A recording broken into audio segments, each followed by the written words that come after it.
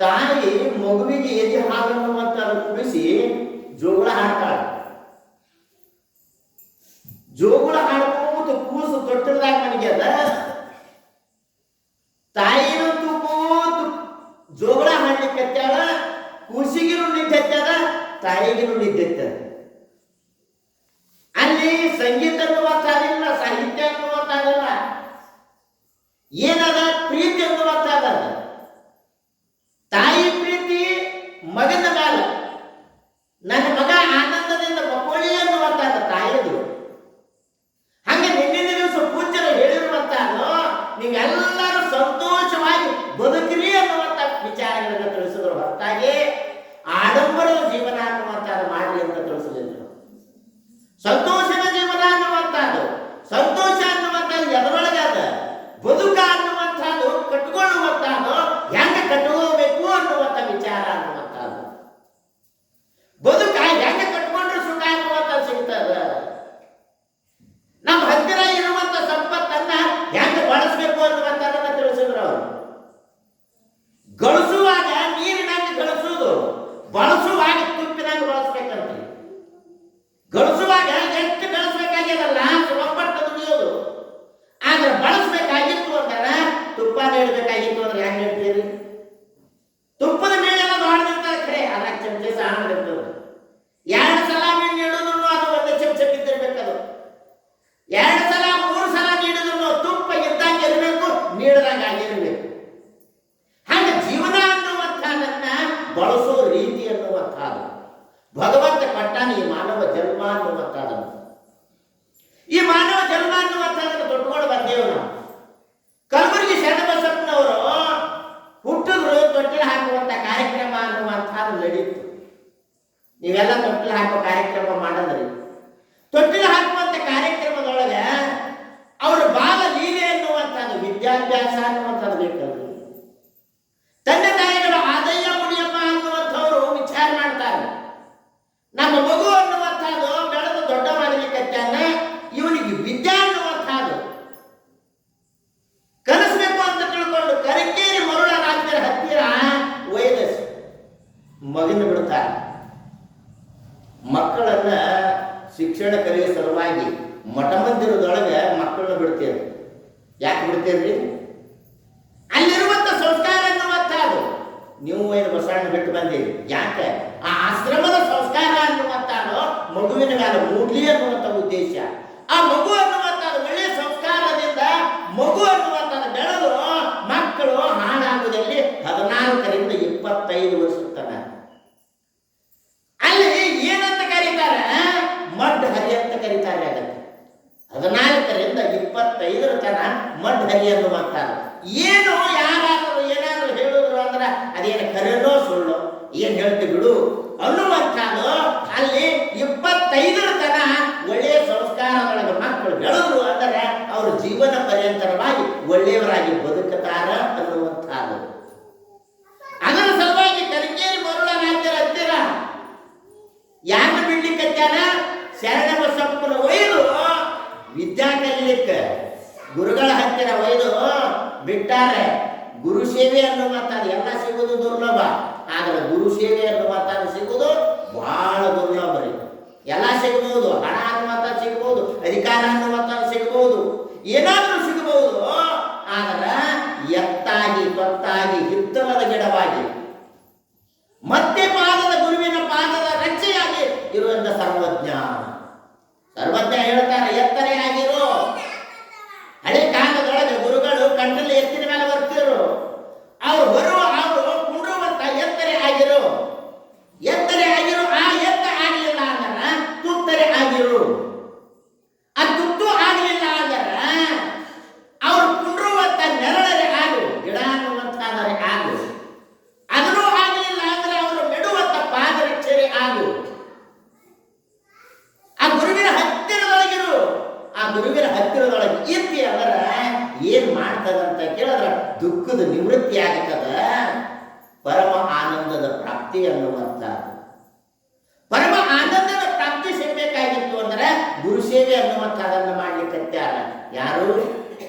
ಅಕ್ಷರ ಜ್ಞಾನ ಪಡೆಯುವ ಸಲುವಾಗಿ ಗುರುವಿನ ಹತ್ತಿರ ಹೋಗಿ ಶರಣ ಬಸಪ್ಪನವರು ವಿದ್ಯಾನ ಕಲಿಯಲಿಕ್ಕತ್ಯಾರ ಗುರು ಕೃಪೆಗೆ ಪಾತ್ರ ಆಗಬೇಕು ಅಂತ ತಿಳ್ಕೊಂಡು ಗುರುವಿನ ಕಡೆಯಿಂದ ಹೌದೆನಿಸ್ಕೋಬೇಕು, ಗುರುವಾಕ್ಯವನ್ನು ಪರಿಪಾಲನೆ ಮಾಡಬೇಕು ಅಂತ ತಿಳ್ಕೊಂಡು ಆ ಗುರು ಸೇವೆ ಅನ್ನುವಂಥ ಅದನ್ನು ಮಾಡ್ಕೋತ ಹೊರಟಾರ.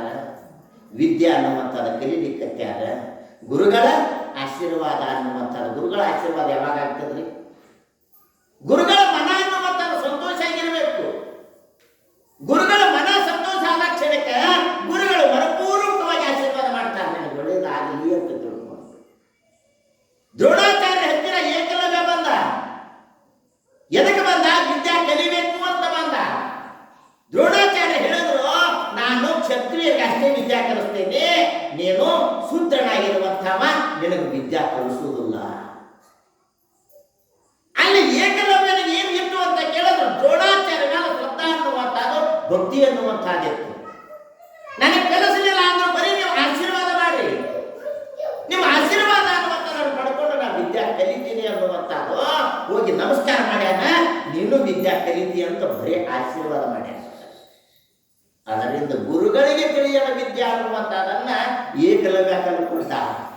ಎಂಥದ್ದು ಶಬ್ದವೇದಿ ವಿದ್ಯಾ ಅನ್ನುವಂಥದ್ದು ಅರ್ಜುನನಿಗೆ ತಿಳಿದಿರ್ತಿಲ್ಲ, ದ್ರೋಣಾಚಾರ್ಯನಿಗೆ ತಿಳಿದಿರ್ತಿಲ್ಲ.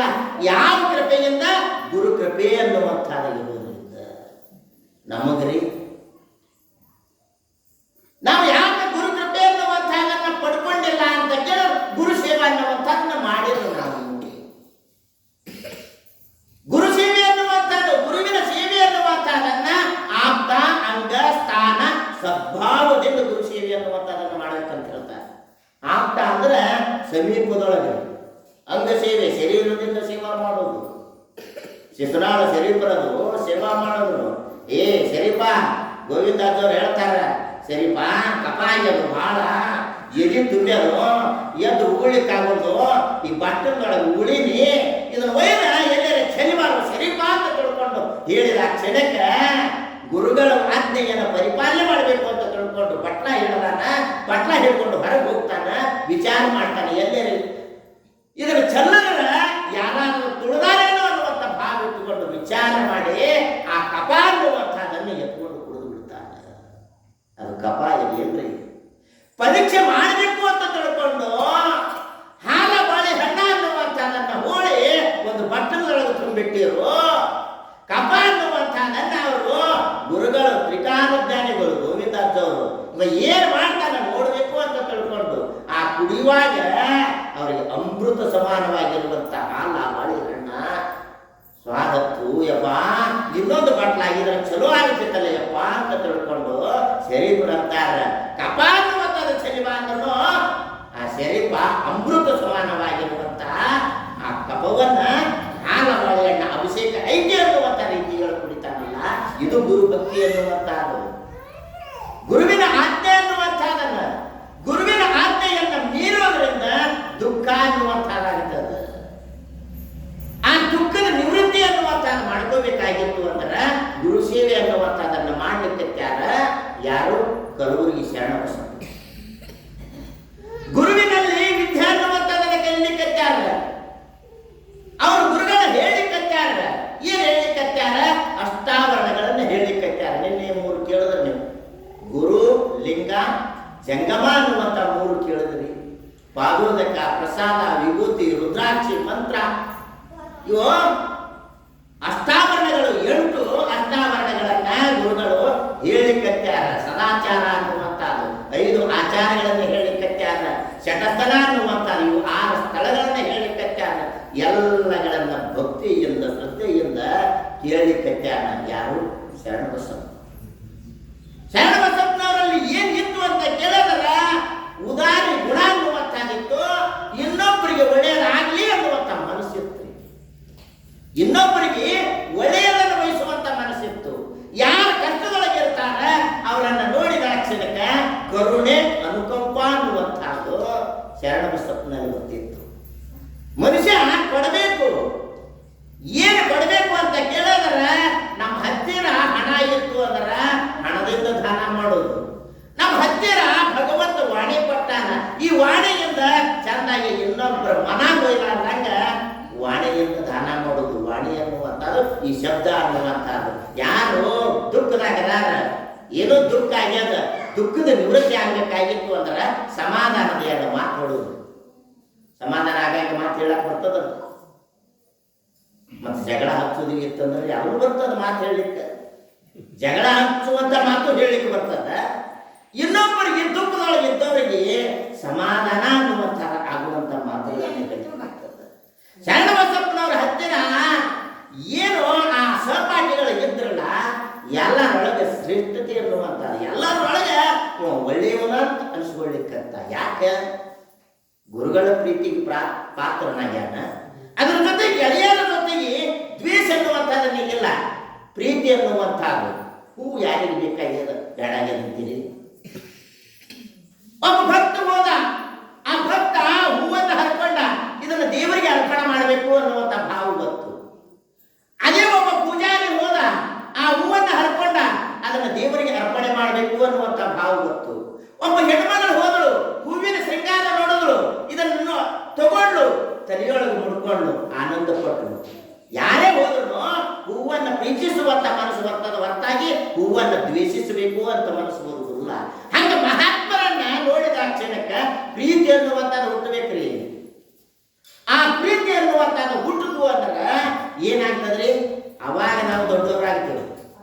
ಸುಮ್ಮನೆ ನಮ್ಮದ ನಾವರೇ ಚಂತಾನ ಎಲ್ಲರಿಗೂ ಬೇಯುದ, ನೀವು ಹಂಗ ಮಾಡ್ತೀರಿ, ಅದನ್ನ ಮಾಡ್ತೀರಿ, ಇದನ್ನ ಮಾಡ್ತೀರಿ, ಹಂಗ ಮಾಡ್ತೀರಿ, ಹಿಂಗ ಮಾಡ್ತೀರಿ ಅಂತ ಬೇಯ್ದೇವು ಅಂದ್ರೆ ನೀವರ ಏನು ಸಾಧ್ಯೋಳದ್ರಿ ಅಂತ ಮನಸ್ಸಿನಾಗ ಅನ್ನೋರೇ ಇಲ್ಲ. ಯಾಕಂತ ಕೇಳಿದ್ರೆ ನಾವು ಏನು ಕೊಡಬೇಕಾಗ್ಯದ, ಏನು ಕೊಟ್ರೆ ಸಮಾಜಕ್ಕೆ, ಸಮಾಜದಿಂದ ನಾವು ಏನು ತಗೋಬೇಕು ಅನ್ನುವಂಥ ವಿಚಾರ ಮಾಡ್ಬೇಕಲ್ಲ. ಕೊಡಬೇಕು. ದಾನ, ಧರ್ಮ, ಪರೋಪಕಾರ, ಪರಹಿತ ಅನ್ನುವಂಥದ್ದು. ಈ ಶರಣ ಬಸಪ್ಪನವರ ಚರಿತ್ರದೊಳಗೆ ಕೊಟ್ಟಿದ್ದೇ ಹೆಚ್ಚದ, ಬೇಡಿದ್ದಿಲ್ರಿ. ಅವರು ಕೊಡ್ಕೋತ ಬಂದ್ರು, ಅದರಿಂದ ಶರಣ ಬಸಪ್ಪ ಆದ್ರು. ಏನು ಯಾರು ದುಃಖದೊಳಗೆ ಬರ್ತಾರ, ಯಾರ ಕಷ್ಟದೊಳಗೆ ಬರ್ತಾರ, ಕೊಡ್ಬೇಕನ್ನುವಂಥ ಮನಸ್ಸಿತ್ತು. ಒಂದು ಊರೊಳಗೆ ಇಬ್ರು ಗಂಡ ಹೆಂಡತಿ ಇದ್ರು, ಎಲ್ಲ ಊರಾಗೂ ಇರ್ತಾರೆ. ಆದರೆ ಇಬ್ರು ಗಂಡ ಹೆಂಡತಿ, ಗಂಡನಲ್ಲಿ ಏನಿತ್ತು ಅಂತ ಕೇಳಿದಾರ ಮಠಕ್ಕೆ ಹೋಗುವುದು, ಗುಡಿಗೆ ಹೋಗುವುದು, ಸಂಸ್ಕಾರ ಅನ್ನುವಂಥದ್ದಿತ್ತು. ಯಾರು ಕಷ್ಟಕಾರ್ಪಣೆಗಳಿಗೆ ಇರ್ತಾರ ಅವರಿಗೆ ಕೊಡ್ಬೇಕನ್ನುವಂಥ ಮನಸ್ಸಿತ್ತು. ಆದರೆ ಹೆಂಡತಿಯಲ್ಲಿ ಏನಿತ್ತು ಅಂತ ಕೇಳಿದ್ರೆ ಜುಗುಣತನ ಅನ್ನುವಂಥ, ಇವತ್ತಿನ ನಾಳೆಗಾಗಲಿ, ನಾಳಿದ್ದು ನಾಡಿದ ಆಗಲಿ ಅನ್ನುವಂಥ ಭಾವ. ಎತ್ತು ಎರಿಗೆ ಕ್ವಾಣ ಕೆರಿಗೆ ಆಯ್ತು ಅಂದ್ರೆ ಸತಿಪತಿಗಳಲ್ಲಿ ಒಂದಾದ ಭಕ್ತಿ ಹಿತವಾಗಿರುವುದು ಶಿವನಿಗೆ. ಸತಿಪತಿಗಳಲ್ಲಿ ಒಂದಾಗದ ಭಕ್ತಿ ಅಮೃತದಲ್ಲಿ ವಿಷ ಬೆರೆತಂತೆ ಕಾಣ ರಾಮನಾಥ. ಸತಿಪತಿಗಳಲ್ಲಿ ಒಂದಾದ ಭಕ್ತಿ ಅಮೃತ ಬೆರೆಸಿದಂಗಾಗ್ತದೆ. ಸತಿಪತಿಗಳಲ್ಲಿ ಒಂದಾಗದ ಭಕ್ತಿ ಅಮೃತದೊಳಗೆ ಬೇಕಾದಷ್ಟು ಅಮೃತ ಎಲ್ಲ ಆದಕ್ಕರೆ ಅಮೃತದೊಳಗೆ ಒಂದು ಹನಿ ವಿಷ ಬಿತ್ತು ಅಂದ್ರೆ ಆ ಅಮೃತ ಏನಾಗ್ತದೆ? ವಿಷ ಅನ್ನುವಂಥದ್ದಾಗ್ತದೆ. ಇವರಿಬ್ರು ಸತ್ಯಪತಿಗಳು ಹೆಂಗಿತ್ತು ಅಂತ ಕೇಳಿದ್ರ ಅವನಲ್ಲಿ ಕೊಡಬೇಕನ್ನುವಂಥ ಮನಸ್ಸಿತ್ತು. ಆ ಹೆಣ್ಮಗಳಲ್ಲಿ ಇನ್ನೊಬ್ಬರಿಗೆ ಯಾರಾದರೂ ಮನೆಗೆ ಬಂದರು ಅಂದ್ರೆ ನೀಡಿದ್ದಲ್ರಿ, ಆ ಬಂದವರಿಗೆ 100 ಬೇಗಳ ಬೇಜೆ ಕಳಿಸ್ಕೊಳ್ಳೋ ಹೊರತಾಗಿ ಒಬ್ಬರಿಗೆ ಎತ್ತಿ ದಾನ ಮಾಡಿದ್ದಿಲ್ಲ. ಅಂಥದ್ದು ಅವತ್ತಿನ ದಿವಸ ಹೆಣ್ಮಗಳಿಗೆ ಹುಗ್ಗಿ ಉಡಾಗಾಗಿತ್ತು. ಹುಗ್ಗಿ ಉಡಾಗಾಗಿತ್ತು, ಪುಟ್ಟಿ ಹುಗ್ಗಿ ಮಾಡಿದಳು. ಅದಕ್ಕೆಲ್ಲ ಯಾಲಕ್ಕಿ ಹಾಕಿದಳು, ಜಾತಿಕಾಯಿ ಹಾಕಿದಳು, ಖಜೂರಿ, ಈ ಎಲ್ಲ ಸಾಹಿತ್ಯಗಳನ್ನು ಹಾಕಿ ತುಪ್ಪ ಕಾಸಿ ಎಲ್ಲ ಮಾಡಿ ಹುಗ್ಗಿ ತಯಾರು ಮಾಡಿದಳು. ಹುಗ್ಗಿ ಎಲ್ಲ ತಯಾರಾಯ್ತು. 11 ಗಂಟೆ ಹೆಣ್ಮಗಳು ಅಂದಳು ಗಂಡಗ, ಕಟ್ಟಿ ಮೇಲೆ ಕುಂತಿದ್ದ, ಬಟ್ಟಿ ಇಟ್ಟು ತೊಳ್ಕೊಂಡು ಬರ್ತೀನಿ ಹಳ್ಳಕ್ಕೆ ಹೋಗಿ ಹುಗ್ಗಿ ನೆಲಗಳು ಬಂದಿದ್ದು ಇಬ್ರು ಕೂಡ ಊಟ ಮಾಡೋದು ಅಂತ ತಿಳ್ಕೊ. ಬಂದಿದ್ದು ಇಬ್ರು ಕೂಡ ಊಟ ಮಾಡೋದು ಅಂತ ಹೆಣ್ಮಗಳು ಆಯ್ತು ಅಂತ ಇವಾಗ ಕುಂತಾನ. ಹೆಣ್ಮಗಳು ಬಟ್ಟಿ ತೊಳಿಲಿಕ್ಕೆ ಹಳ್ಳಕ್ಕೆ ಹೋದಳು. ಹಣದೊಳಗೆ ಬಟ್ಟಿ ತೊಳ್ಕೊಂಡು ಬರುವುದ್ರೊಳಗೆ ಏನಾಗಿತ್ತು, ಆ ಓಣಿಯೊಳಗೆ ಏನೋ ಗೊತ್ತಿಲ್ಲದ ಒಬ್ಬ ಸಾಧು ಅದೇ ಓಣಿ ಹಿಡಿದು ಭಿಕ್ಷಾಕ್ಕೆ ಬಂದ. ಇವ ಕೇಳದ, ಆತ ಕೂತಾವ, ಕಟ್ಟಿ ಕೂತಾವ. ಅಲ್ಲ, ಯಾರು ಹೇಳಿಲ್ಲ ನಿನಗೆ ಈ ಓಣಿಗೆ ಬಂದ್ರೆ ಇದು ಏನು ಸಿಗುದಿಲ್ಲ, ಬೇಗವಾಗಿ ಸಿಗ್ತಾವಂತ? ನನಗೆ ಗೊತ್ತಿಲ್ರಿ, ನಾನು ಹೊಸ್ತಾಗಿ ಬಂದವ ಅಂತ ಹೇಳ್ದ. ಆಯ್ತು ಅಂತ ತಿಳ್ಕೊಂಡು, ಬಾ ಅಂತ ತಿಳ್ಕೊಂಡು ಒಳಗೆ ಹೋಗಿ ಏನು ಗಡಿಗೆ ತಂದ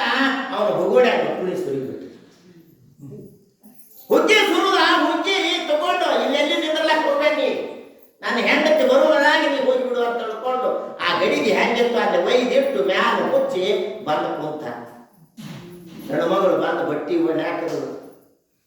ಒಳಗ ಗಂಡಗೆ ಬಂದ್ರು, ಬರ್ರಿ ಊಟ ಮಾಡುದು ಅಂತ. ಆಯ್ತು ಬನ್ನಿ ಅಂದ. ಆಯ್ತು ಬನ್ನಿ ಅಂತ ತಿಳ್ಕೊಂಡು ಹೋದ. ಹುಡುಗಿಗಳಿಗೆ ಎತ್ತಾಕ ಹೋಗ್ತಾಳ, ಹತ್ಬಿಡ್ತು.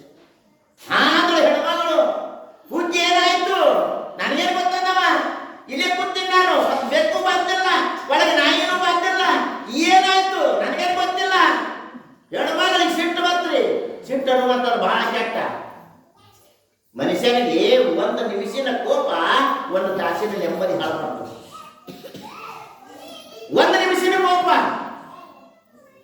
ಇದೇ ಅಕ್ಕಲಕೋಟೆ ತಾಲೂಕದೊಳಗೆ ಇಬ್ರು ಗಂಡ ಹೆಂಡತಿ ಬಡತನ ಸಂಸಾರ ಗಂಡ ಕೆಲಸಕ್ಕೆ ಹೋಗ್ತಿದ್ದ. ವಾರಕ್ಕೊಂದು ಪಗಾರ ಆಗ್ತಿತ್ತು, ಒಂದು 4,000-5,000 ರೂಪಾಯಿ ಪಗಾರ ಆಗಿತ್ತು. ಪಗಾರ ತಗೊಂಡು ಮನೆಗೆ ಬಂದ. ಒಂದು ವರ್ಷ 1.5 ವರ್ಷದ ಕೂಸಿತ್ತು. ರೊಕ್ಕ ತಂದು ಹೆಂಡತಿ ಮುಂದಿಟ್ಟ. ಹೆಣ್ಮಗಳು ಅಡಿಗೆ ಮಾಡ್ಲಿಕ್ಕೆ ಹತ್ತಿಳು. ಇನ್ನೇನು ಕೈಕಾಲು ಮಾರಿ ತಕೊಂಡು ಬಂದು ಅಡಿಗೆ ಮುಗಿದಿಂದ ಇಬ್ರು ಕೂಡ ಊಟ ಮಾಡ್ಬೇಕಂತ ತಿಳ್ಕೊಂಡು ಅಡಿಗೆ ಮಾಡ್ಲಿಕ್ಕೆ ಕೆಲ ಕೂಸ ಆಡ್ಕೋತ ಬಂದು ಏನ್ ಮಾಡ್ತು, ಆ ಹೆಣ್ಮಗಳು ಏನು ಅಡಿಗೆ ಮಾಡ್ಲಿಕ್ಕೆ ಕೆಲ ಮರ್ತಾಳ. ಆ ರೊಕ್ಕ ತೆಗೆದು ಇಡಬೇಕನ್ನುವಂತ ಮರ್ತಾಳ. ಆ ರೊಕ್ಕ ತಗೊಂಡು ಒಲೆ ಹಾಕ್ತು. ರೊಕ್ಕ ಯಾವಾಗ ಸುಟ್ಟು ಹೆಣ್ಮಗಳಿಗೆ ಸಿಟ್ಟ ಅನ್ನುವಂತ ಬಂದು ಅಲ್ಲೇ ಮಕ್ಕಳೊಳಗೆ ಈಳಿಗಿತ್ತು, ಹೊಡೆದೇ ಬಿಟ್ಟು. ಸಿಟ್ಟು ಬಂದು ಯಾವಾಗ ಕೂಸಿನ ಹೊಡೆದು ಗಂಡ ಕೈಕಾಲು ಮುಖ ತಕೊಂಡು ಬಂದ. ಕೂಸಿನ ನೋಡ್ದ, ಚೆಂಡು ಬತ್ತಾಕಿ ದಂಡು ಬತ್ತಾಕಿ. ನನ್ನ ಕೂಸಿನ ಹೊಡೆದ ಅಂತ ತಿಳ್ಕೊಂಡು ಬಡಿಗೆ ತಗೊಂಡು ಹೆಂಡತಿ ಹೊಡೆದ. ಹೆಂಡತಿ ಪ್ರಾಣ ಬಿತ್ತು. ಇಲ್ಲಿ ಹೆಂಡತಿ ಪ್ರಾಣ ಅನ್ನುವಂತಾಗ ಹೋಯ್ತು. ಪ್ರಾಣ ಹೋಗಾಕ ಕ್ಷಣಕ್ಕೆ ಅವ ವಿಚಾರ ಮಾಡ್ದ, ಇದು ಹೆಂಡತಿನೂ ಹೋಗ್ಲು ಮಗನೂ ಹೋಯ್ತು, ನಂದನೇ ಏನಾರಂತ ತಿಳ್ಕೊಂಡು ಅವನು ನೇಣು ಹಾಕೊಂಡು ಪ್ರಾಣ ಅನ್ನುವಂಥದ್ದನ್ನು ಬಿಟ್ಟ. ಒಂದು ನಿಮಿಷದ ಕೋಪ ಸಂಸಾರ ಅನ್ನುವಂಥದ್ದನ್ನು ನಾಶ ಮಾಡ್ತು. ಸಿಟ್ಟನ್ನುವಂಥದ್ದು ಬರುವುದು ಸಹಜ. ಏನೋ ಗಂಡನಿಗೆ ಸಿಟ್ಟು ಬಂದಿತ್ತು ಅಂದ್ರೆ ಹೆಂಡತಿ ಸಮಾಧಾನ ತಾಳೋದು, ಗಂಡನಿಗೆ ಸಿಟ್ಟು ಬಂದಿತ್ತು ಅಂದ್ರೆ ಹೆಂಡತಿ ಸಮಾಧಾನ ತಾಳೋದು, ಹೆಂಡತಿಗೆ ಸಿಟ್ಟು ಬಂತು ಅಂದ್ರೆ ಆ ಪ್ರಸಂಗದೊಳಗೆ ಗಂಡನೂ ಒಂದು ಸ್ವಲ್ಪ ಸಮಾಧಾನ ತಾಳೋದು.